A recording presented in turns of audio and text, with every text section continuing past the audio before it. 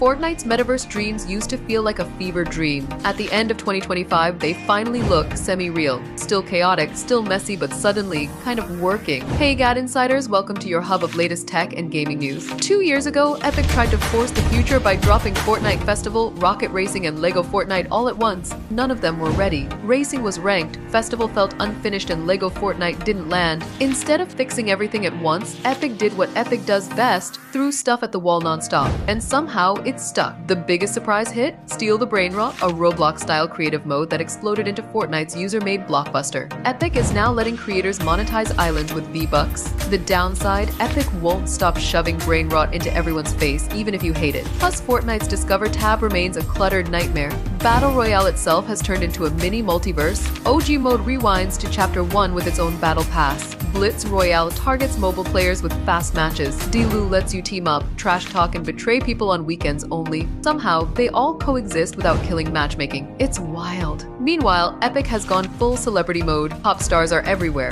Festival cosmetics sell like crazy. Even Kim Kardashian showed up. Cosmetics have also evolved beyond skins. Kicks, pets and sidekicks are everywhere. Players complained, then bought them anyway. The last wild card? AI. It's creeping in NPCs, art, memes, and Epic doesn't seem shy about it. Fortnite's metaverse isn't clean. It's loud, weird, and exhausting. But for the first time, it's actually alive. For more updates like this video, comment and subscribe to GadInsider.